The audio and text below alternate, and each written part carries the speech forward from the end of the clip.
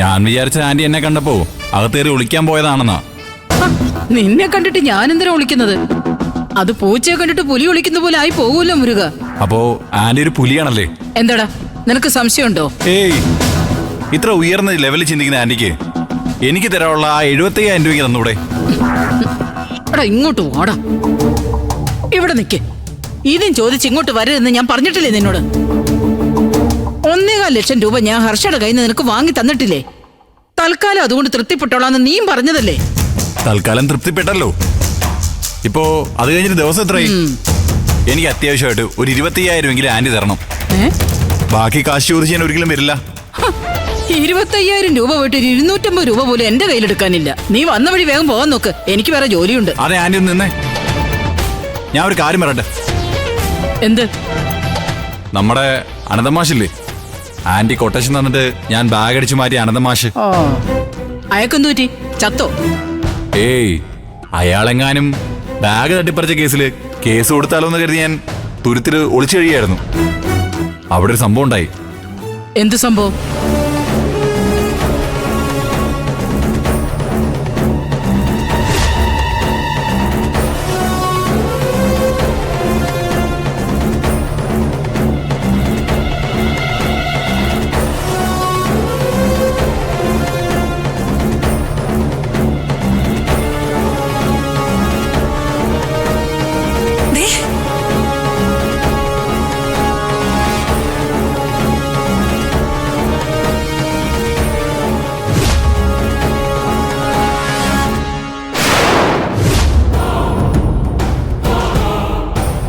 എടാ, സത്യം തന്നെയാണോ നീ പറഞ്ഞതൊക്കെ?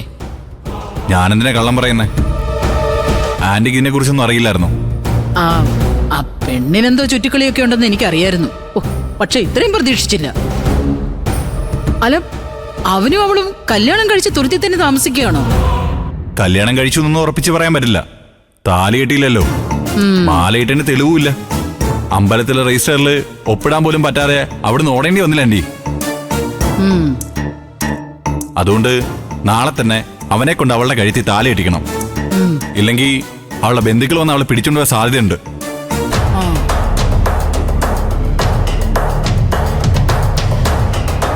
അതിനെ സമ്മതിച്ചുകൂടാ. ആനന്ദം മാഷിന് അയാളുടെ ഇളയ മകളെ ഇനി തിരിച്ചു കിട്ടരുത്. അയാളോടും അനുപമയോടും കണക്ക് ചോദിക്കാൻ ദൈവം എനിക്ക് തന്ന ഒരവസരമാണിത്. ആന്റി എന്തോ ആലോചിക്കുന്നത്? ഞാനെന്തിനാ അനന്തമാഷിന്റെ മോളെ സഹായിക്കുന്നതെന്നാണോ? ആ ജീവൻ രാജും അവന്റെ കൂട്ടുകാരനും എന്റെ ജയിൽമേറ്റ് ആയിരുന്നു. ജയിൽമേറ്റോ? അതെ, സഹതടവുകാരൻ. അപ്പോ അവനെ സഹായിക്കേണ്ട ഉത്തരവാദിത്തം എനിക്കില്ല. ഉണ്ട്. നീ അവനെ സഹായിച്ചേ പറ്റൂ. പക്ഷേ 25,000 രൂപ എന്നൊക്കെ പറഞ്ഞാ എങ്ങനെ ഇങ്ങനെ സഹായിക്കണോ ആന്റി? ഇല്ലെങ്കിൽ ജീവൻ രാജിനെ മഞ്ചാടി അവര് പിരിക്കും. എന്റെ കയ്യിൽ കാശൊന്നുമില്ല. പിന്നെ പഴയ ഒരു ജോടി സ്വർണ്ണക്കമ്മലുണ്ട്. ആണി ഇളകി പോയതുകൊണ്ട് ഇടാതെ വെച്ചതാ. അത് വേണമെങ്കിൽ ഞാൻ എടുത്തു തരാം. സ്വർണ്ണത്തിരിപ്പം നല്ല വിലയുള്ളത് കൊണ്ട് 25,000 ഒക്കെ കിട്ടും. മതി ആന്റി, അത് മതി. എന്നാ നീ പോയി ഗേറ്റിന് വെളിയിൽ നിന്നും പിള്ളേര് കാണണ്ട. ഞാൻ അതും എടുത്ത് അങ്ങോട്ട് വരാം. ശരി ആന്റി, വേഗം വരണേ. അങ്ങോട്ട് ചെല്ലേ.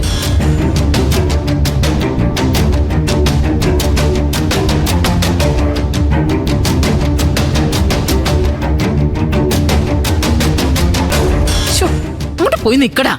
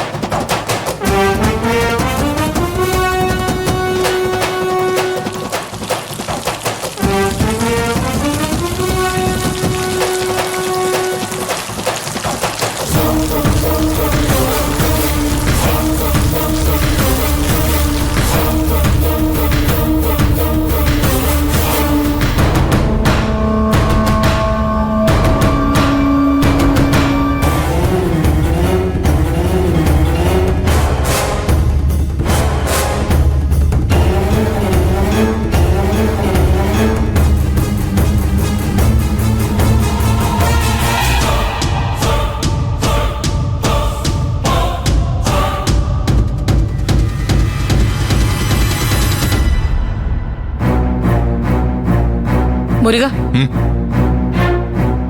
ദാ. ഇത് പണയം വെക്കാനേ പാടുള്ളൂ. കാശ് കിട്ടുമ്പോ തിരിച്ചെടുത്ത് തരണം. ഇതെന്താ ആന്റി, പൊട്ടിയ കമ്മലാണെന്ന് പറഞ്ഞിട്ട് പുതിയ വളയോ? ഇവിടെ ഇതിങ്ങനെ പ്രദർശിപ്പിക്കാതെ പോക്കറ്റിൽ വെക്കേ. നീയേ അപ്പം നിന്നാ മതി, കുഴി എണ്ണണ്ട. ഇല്ല ആന്റി, കമ്മലായാലും വളയായാലും എനിക്ക് എന്റെ കാര്യം നടന്നാ അത് പോലെ. തന്നെ. എന്നാ ഞാൻ വിട്ടോടെ. ആ, എടാ അതേ, ഈ വള ഞാനാ നിനക്ക് തന്നേന്ന് ജീവൻ പോയാൽ ഒരു മനുഷ്യനും അറിയാൻ പാടില്ല. പിന്നെ ആനന്ദമാഷിന്റെ മോളുണ്ടല്ലോ മഞ്ചാടി, അവളെ നമ്മുടെ പക്ഷത്ത് നിർത്തിയ അനന്തമാഷിനെയും കുടുംബത്തെയും നമ്മൾ പിന്നെ പേടിക്കേ വേണ്ട. അതെനിക്കറിയാം ആന്റി. ആ, അദ്ദേഹത്തിന്റെ ബാഗ് തട്ടിപ്പറിച്ച കേസ് എന്നെങ്കിലും ആരെങ്കിലും കുത്തിപ്പൊക്കിയാ മഞ്ചാടി വെച്ച് നമുക്കത് ബ്ലോക്ക് ചെയ്യാം. ആ, അത് മാത്രമല്ല മുരുക, വേറെയും ചില പദ്ധതികൾ എന്റെ മനസ്സിലുണ്ട്. നീ എന്തായാലും അവളുടെ അവന്റെ ബന്ധം ഒന്ന് കെട്ടി ഉറപ്പിക്കും. എന്ത് ചെയ്താലും മഞ്ചാടി അവളുടെ വീട്ടുകാർക്ക് വിട്ടുകൊടുക്കരുത്. അതിനുവേണ്ടി ഇനിയും എന്തെങ്കിലും സഹായം വേണമെങ്കിൽ നീ എന്നോട് പറഞ്ഞേക്ക്, ഞാൻ ചെയ്തു തരാം. Okay aunty. ആ ചെല്ല്. അപ്പോ ഞാൻ ആന്റി വിളിക്കാം. ഇനിയും വൈകിയാലേ എനിക്ക് ഇന്നീ ഉരുപ്പടി എവിടെയും പണയം വെക്കാൻ പറ്റാതെ വരും. ചെല്ല്. എന്നാ ശരി. എല്ലാം പറഞ്ഞ പോലെ.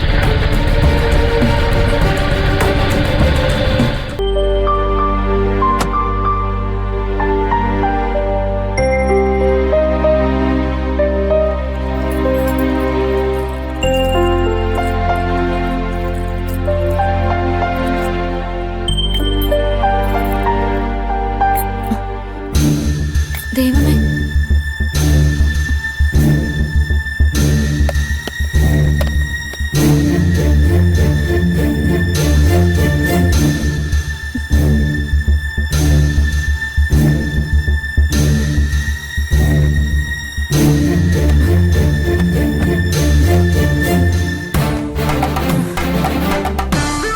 ദൈവമേ, വള കാണുന്നില്ലല്ലോ.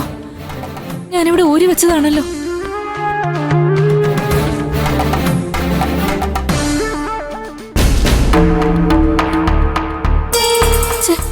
ഇത് എവിടെ പോയി?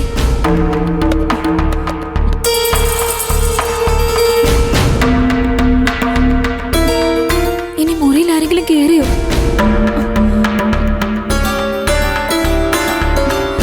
സോനെ, സോനെ, ഇവിടെ ഇപ്പൊ ആരെങ്കിലും വന്നായിരുന്നോ? ഞാൻ മോളെ ഓർക്കുമ്പോ കൂടെ കിടന്ന് ഉറങ്ങിപ്പോയി. എന്തു പറ്റി? ഞാൻ മാലയും വളയൊക്കെ മേശപ്പുറത്ത് ഊരി വെച്ച് കുളിക്കാൻ പോയതായിരുന്നു. ഇപ്പൊ നോക്കുമ്പോ അതിലൊരു വള കാണാനില്ല. കാണാനില്ലെന്നോ? അത് താഴെ എങ്ങാനും വീണാണ് പ്രതിഭേ. നീ മേശരടിയിലും കട്ടിലടിയിലും ഒക്കെ ഒന്ന് നോക്ക്. എല്ലായിടത്തും നോക്കി, അവിടെ ഒന്നും കാണാനില്ല. അതാ ഞാൻ ആരെങ്കിലും വന്നോന്ന് ചോദിച്ച്. ഇവിടെ ആരാ നിന്റെ വള മാത്രമായിട്ട് മോഷ്ടിക്കാൻ വരുന്നേ? ബാക്കിയൊക്കെ വെച്ചെടുത്ത് തന്നെ ഇല്ലേ? അതെ, ഒരു വള മാത്രമേ പോയിട്ടുള്ളൂ.